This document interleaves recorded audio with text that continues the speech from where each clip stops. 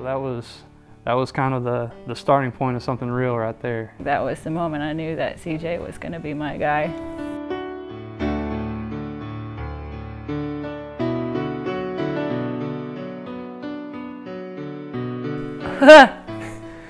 Well, we technically went to high school together, but I was captain of the dance line, and I had no time for skinny little drummer boys like him. He was on the drum line, so I didn't give him the time of day when we were in high school. But then, a few years later, after I went to college, we both ended up in the PJC paramedic program, and he sat in front of me, and I was one of those cliche girls who really liked boys with tattoos, and he's got these tattoos on the back of his arms, so during class I'd be like, who is that guy up there? She actually reached out to me first, so first impression I was like, man, this is a cool chick, you know. And then he missed a day of class, and we had gone over some really tough stuff that day, so I found him on MySpace, if that tells you how long ago that was, and I said, hey, cute boy from class, this is Jenny. Where were you today? I will help you study if you want. And the rest is history. Of course, I mean, she's super pretty, and that was probably a big turning point in my life with her because, you know, I was super excited. I knew something was there.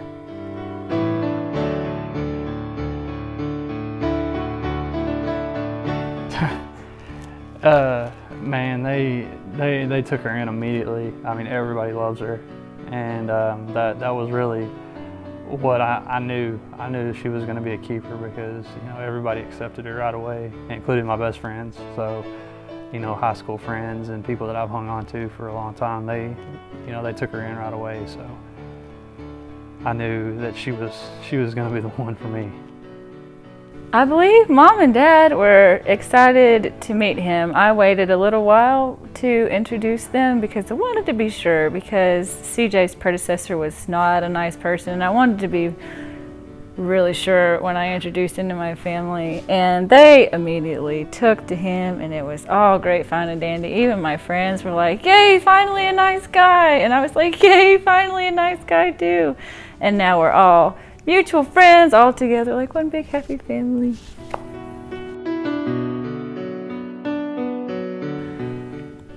Well, I guess technically our first date, you know, I found him on MySpace, and I said, hey, cute boy from paramedic school, this is Jenny from paramedic school.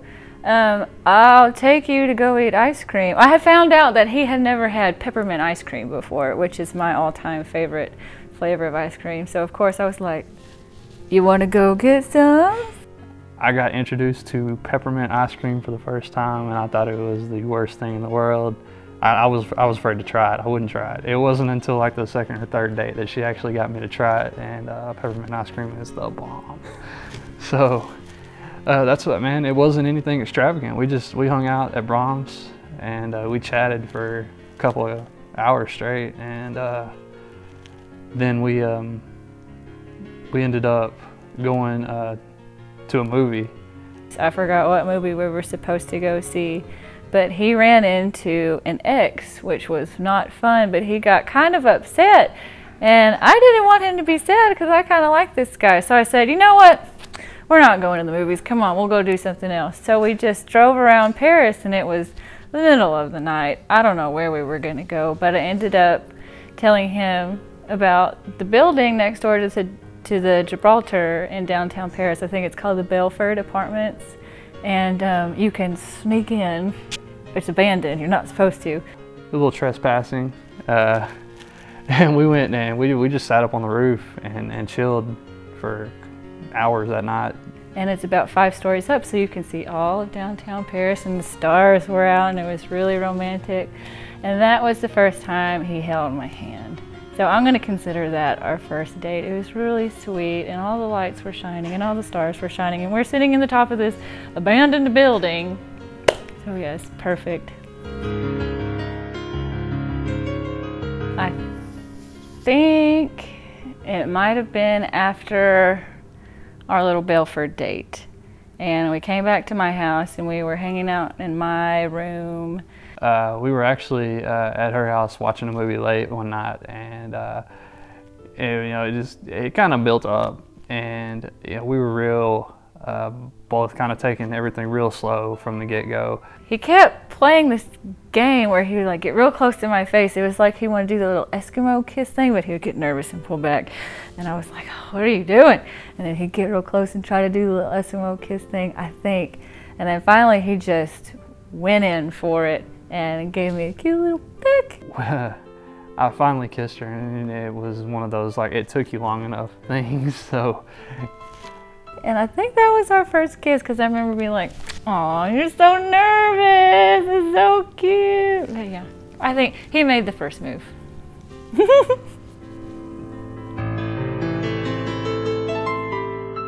Well, I knew I was really falling for CJ from the first time we went and got peppermint ice cream, but really, oh gosh, you're gonna make me cry. The first time I really knew that CJ was the guy for me, my grandmother had a heart cath done. And while she was getting the procedure done, she ended up coding on the operating table. Her heart stopped, and they had to do CPR, and they found something was wrong, and so she had to go to the ICU. Found out that she needed a pacemaker. Well, my mom and dad were nowhere to be found, and my grandmother's here about to die in the ICU, and she's confused, she's all drugged up, and I just sat in the corner. It was just me and CJ, and the doctors were asking me questions, and the nurses were asking me questions, and my granny was and crying that she was hurting, and I just sat in the corner overwhelmed, like I don't know what to do. And CJ got up and was like, "Hi, Granny, it's CJ. What can I do? I know you're hurting. You just got out of surgery." And he just totally stepped up, and he was taking care of my grandmother, who was scared and hurting after being dead on the operating table. And he was talking to the nurses, and he really stepped up. He was supporting my grandmother, and he was supporting me. And so that was the moment I was watching him with my grandmother in the hospital, and I was just overwhelmed, and I knew, and I'm getting overwhelmed thinking about it again, but I think that was the moment I knew that CJ was going to be my guy forever. The moment that I knew I was in love, and there's been so many of those, but I mean, you know, the moment that I told her I loved her, we were actually, we had dinner one night at Shogun, and I had my little pencil from the sushi menu. He wrote, "I love you," I think on a napkin, and slid it to me. And I was like, what is this? What is it? And then I think that was the first time he said that I loved you. And we were on the way home, and she was like, were you serious? And I said, what are you talking about? She's like, what you told me, you said you love me. And she said, were you serious about it? And I said, yeah. I said, I'm definitely serious about it. And she said, all right, well, I love you too. So that was kind of the starting point of something real right there. The proposal consisted of me on our spare time when we've got it. We like to go geocaching. I don't know if anyone is familiar with that, but it's basically like a geographical treasure hunt with GPS and things like that. And I told her, you know, she had worked late the night before, and I kind of woke her up. It was around 6 o'clock or so that evening. And he wakes me up, babe, we gotta go find this geocache. It's not listed, it just came up on the website. And I was like, okay, whatever. So I roll out of bed. I was sleeping dressed on top of the sheets. And so he piles me up in his car, and I'm in the car like, oh my God, I cannot believe we're geocaching. I'm so tired. I think I had worked the night before. And he was like, we gotta go find this geocache. It's brand new. Nobody's found it yet. And it's a big deal in geocaching to be the first to find a new one. And so we go to Bywaters Park, and had I been awake, first of all, there's no such thing as an unlisted geocache. So that's weird. That should have registered with me, but I was half asleep. You know, I don't think she suspected anything at that point. She knew something was weird because I was like, you know, kind of halfway, you know, dressed in nice clothes, you know, not, you know, dressed to the T, but I was kind of dressed up. Fixed my hair, which is something I rarely did at that time, and I had already consulted her parents, you know, months before, and you know, they knew what was going on, and took her out. We start, you know, looking around this tree for this cache that is obviously not there.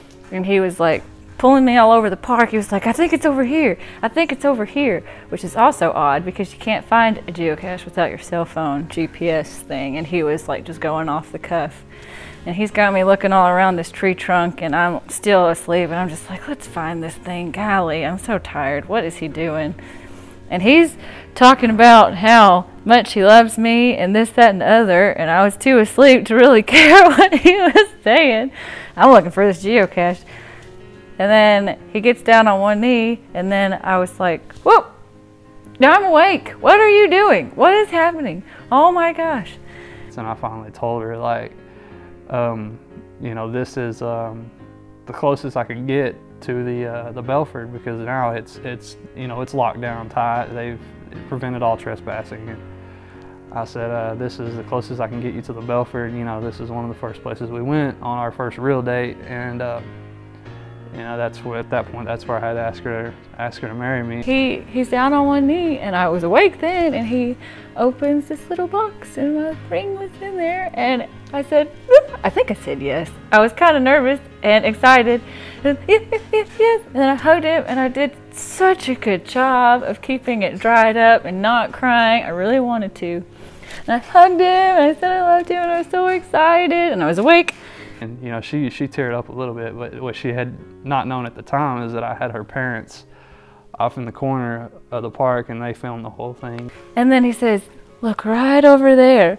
And at Bywaters Park, you know, they've got the peristyles, and Mom and Dad were peeking out from behind the column going, hi. And I was like, and my dad videotaped the whole thing, and you can see my face go, so it was really special, so special. I wouldn't have had it any other way, even though I cried like a baby. You know, she was obviously ecstatic, and she was bawling, so it was awesome, you know.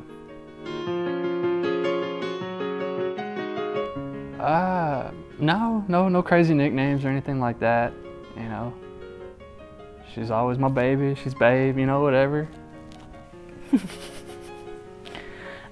In my phone, he is Stinky Fancy because, well, I think the stinky part comes from CJ likes to work out at the gym a lot, which I do too, but not nearly as much. And when he gets out of the gym, he smells something fierce. I love him. He's gonna kill me for saying that. And as soon as we got engaged, fiance, we thought sounded kind of hoity-toity, and I hated saying my fiance, CJ, so we just kind of shortened it to Fancy. So I call him Fancy all the time, and he calls me his Fancy, so that I don't know what we're going to call each other once we get married, because we can't call each other Fancy then, but yeah, he's my Stinky Fancy.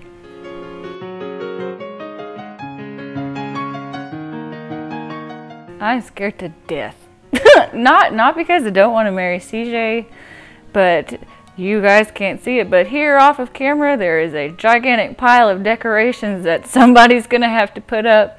And I had my bridal photos the other day, and I did not realize how handicapped I would be in that big old dress. Couldn't even put my shoes on by myself. But as scared as I am about this ceremony, I am so excited to finally be CJ's wife, because he is my guy and I am his girl, and it is going to be awesome. He is my best friend. It's going to be so fun. It's going to be tough, but it's going to be so fun. And if we have babies that look exactly like him when he was little, they're going to be the cutest kids in the entire world. I'm so excited. So yeah, yay, 12 days. Oh man, you know, you're at that point where you're like, God, I want all this to happen already. Like you've worked, we have worked so hard, you know, to get, you know, to where we're at with the wedding, and it's gonna be so fun. I'm excited, like you wouldn't believe. Like it's just, the anticipation is, it's like an 8-year-old ready to go to Six Flags and he can't go to bed. I'm so excited about it.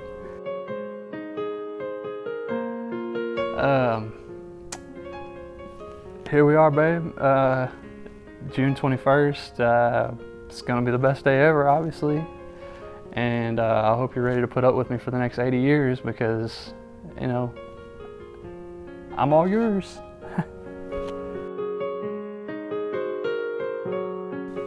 Stinky Fancy. You are my soulmate, and before I met you, you're gonna make me cry. And before I met you, I didn't believe in soulmates. I thought there was multiple people out there that anybody was compatible with. But after meeting you, I know that there is only one person for me on this planet, and it is you. Mostly because nobody else could ever remember where I put my keys as well as you can. But it's also because you're my best friend, and we've grown together, and we've gone through some tough times, and we came out of it on top.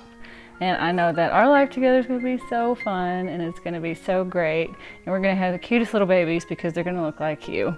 And I love you. Yay!